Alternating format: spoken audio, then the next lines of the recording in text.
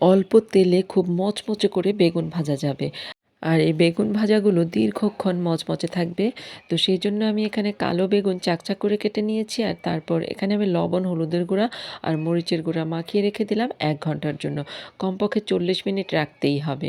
তো এই ফাঁকে আমি একটা বাটিতে ৩ টেবিল চামচ চালের গুঁড়া নিলাম, আর তারপর এখানে লবণ, মরিচের গুঁড়া, হলুদের গুঁড়া, জিরা গুঁড়া, গরম মশলা গুঁড়া, গোলমরিচের গুঁড়া আর রসুনের গুঁড়া দিয়ে খুব ভালোভাবে মিশিয়ে রেখে দিলাম। আর তারপর সেই বেগুনগুলো এর মধ্যে ১ ঘন্টা হয়ে গেছে। এখন আমি এই বেগুনগুলো এই গুঁড়া মশলাগুলোর মধ্যে এভাবে করে কোট করে নেব। সবগুলো কোট করে নেওয়া হয়ে গেলে চুলায় তলা সমান এমন একটা ফ্রাই প্যান বসিয়ে দিয়েছি, আর তার মধ্যে পর্যাপ্ত পরিমাণে তেল দিয়েছি, তেলটা গরম করে নিয়েছি। এখন সেই কোট করা বেগুনগুলো এর মধ্যে দিয়ে দিলাম, আর মিডিয়াম টু লো হিটের মাঝামাঝি আগুন রেখে উল্টে পাল্টে ২ পাশ লাল লাল করে ভেজে তুলে নিলেই হয়ে গেল খুব মজার এবং মুচমুচে বেগুন ভাজা।